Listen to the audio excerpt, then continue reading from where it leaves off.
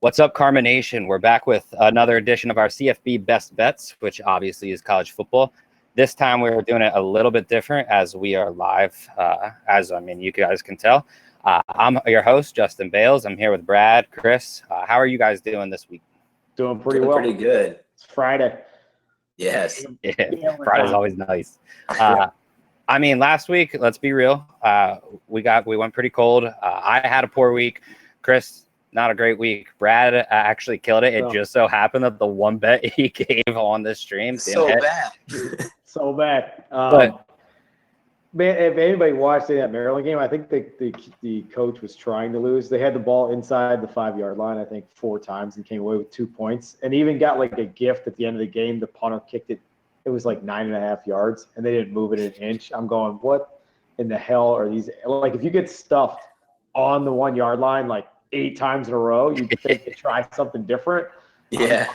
I think these coaches kind of ruin the game at times. They just try to outsmart themselves. Like, maybe they're not going to stuff the middle this time. Like, no, go around them potentially. Run a bootleg. See if something else will work. And literally anything besides McFarland up the middle. anything. It was brutal. I was yelling at the TV. I was yelling on Discord. I was pissed that day. So. I watched the Colorado game, Bales. It was brutal. I was on it too. So Air Force came out they didn't come out strong, but Colorado came out so flat, and I was like, this is like my main worry. And then in the second half, they kind of brought it back and they tied it up, and it went to overtime. And I was like, we are in great shape because overtime is created for offense. That's why college football does it. And Air Force doesn't have an offense. That's all that they have, and just couldn't score. So Air Force came away with the win. I don't know. It kind of is what it is. Bad week overall. You just kind of you take your lumps in betting and you come back. Make sure you stay disciplined. That's like a real thing that I'm key with in my betting. Absolutely. Don't chase. Don't try to win it back all at once. Like, it's a long-term thing. And if you're new to betting, just understand that it's not a week-to-week type thing. It's like a season-to-season. Like, absolutely. Stay the course long-term. You'll come out ahead. So let's go ahead and get to our bets. Either one of you two want to start off with what you got? B-Rad, he was hot last week. Cool. So I'm going to go with UCF -11. We're going to stay on this train until the train falls down. But I really am liking UCF in this spot, and the line has moved downward in UCF's favor, which is even better. I know a couple trends out there for Pitt that I really don't like. 4-0 against the spread in their last 4 non-conference games, and 6-2 against the spread in their last 8 home games. But that offense is flat, and a lot of people are really pounding money on Pitt because their game versus Penn State. But we got to remember that Penn State game was in a rainstorm. UCF for the first time in what seems forever have a defense. Their defense is only allowing 13 points per game ish. And then if Dylan Gabriel keeps playing the way he's playing, lights out, last game 347, 4 touchdowns, and McCray could keep scoring touchdowns, they're unstoppable. They're unbeatable until they play a formidable opponent and probably a bowl game. Yeah, and I talked a little bit about when I put out my article today for college football. It's like I'm not a UCF homer. I'm not from Florida. I didn't go to UCF, but it just seems, and I said this last week, that you just continue to get disrespectful lines, and I'm going to take advantage of it until they show me they can't do it. They came out and embarrassed Stanford last week. I was a little worried.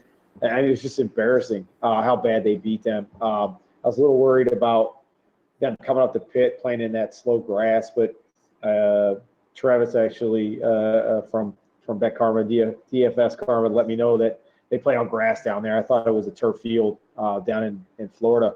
So they're used to the grass, and those guys are quick, so sometimes I can slow you down. But I guess if they've already played grass, they know what to expect. So they look like they're a fast team on grass, so they're going to be fast tomorrow in Pitt. Obviously, their offense is tight, and now that you're talking about their defense and they're playing hard, and they have to win every game. If they don't win it, they can have no letdowns.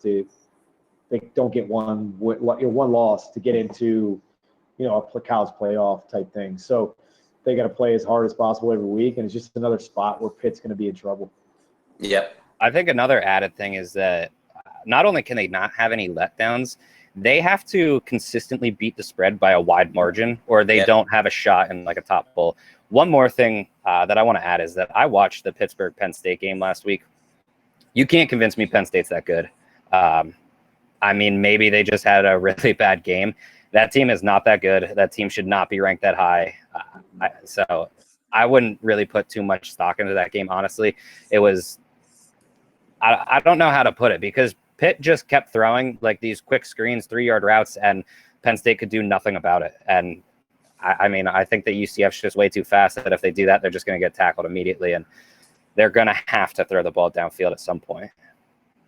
Absolutely. So Totally I'm in. I put that on my list today of bets I'm taking. I'm actually taking them first half as well, maybe even first quarter. We'll see. We'll see how the morning goes, but I like it a lot. So we should be good there. We're all in agreement. Bales, what are you getting into tomorrow?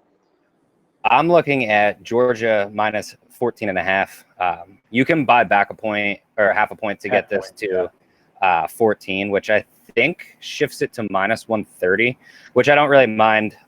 I'm still fine with 14.5 though at minus 110. If you look at just the way that the bets are going, 62% of the bets are already on Georgia, 73% of the money. So you have 11% sharp money there.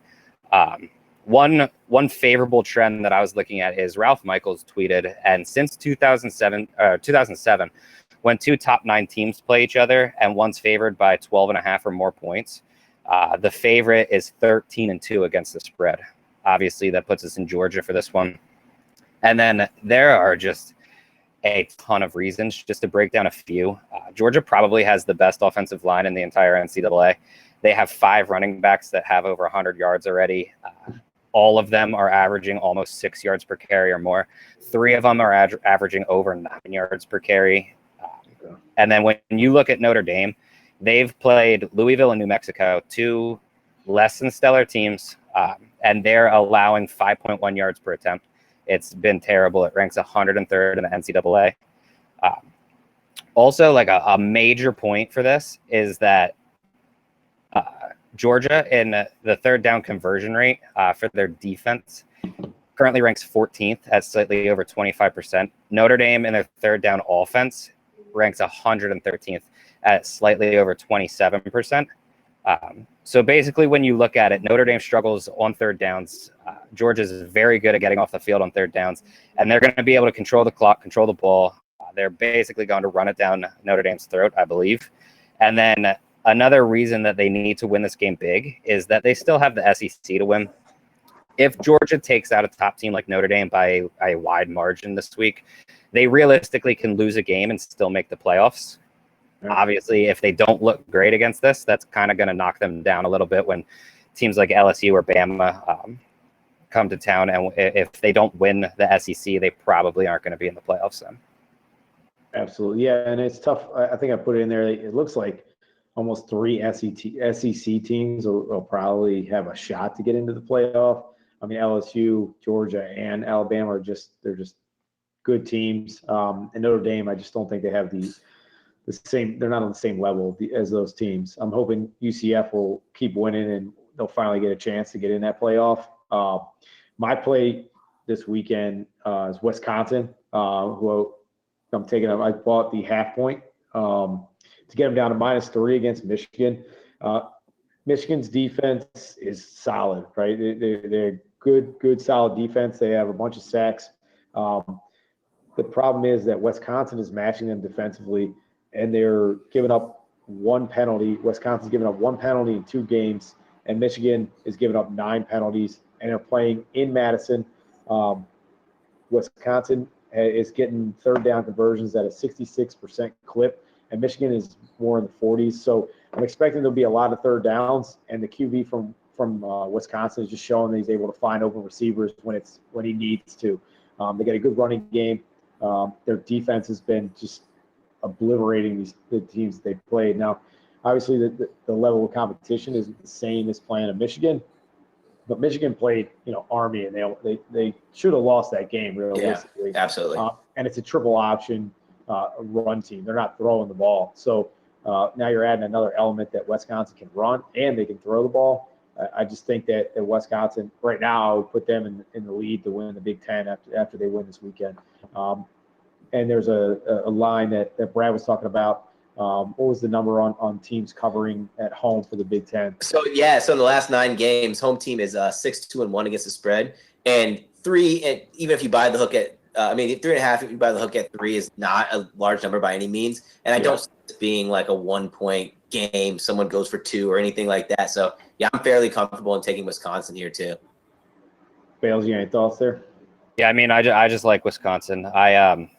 I sent out my email from a list. I think I sent it out yesterday, and I had Wisconsin -3.5. I actually had someone send me a message on Twitter and say that Michigan is winning outright. So, I mean, good luck. I'm on Wisconsin -3.5 as well. If you want to buy back to 3, no problems with that whatsoever. I think it's smart. But obviously, good luck to anyone playing the opposite side. If congrats if they win. If not, we'll take that. Yes. So. For this week, we're locking in Wisconsin -3.5, Georgia -14.5, and UCF -11. Those are three best bets that we have for college football. As always, if you're watching this, follow us at Bet Karma on Twitter. Subscribe to our YouTube. It's also Bet Karma. We'll be posting videos more on YouTube and not necessarily going live every time. When you subscribe and turn on the notifications, you'll get that. You can get our lines immediately instead of waiting for them to change or anything. Shoot us a comment of any bet that you're placing this week. We'll let you know if we like it or not. And just good luck with all your bets, everyone. Yeah, good luck, guys. I would definitely buy that half point if I'm you. I think it's at like -125. It's just worth the $10 to get that. It is, yeah. Field goal game. So, all right, have a great weekend, and we'll see you next week. Good luck, guys. Win some money.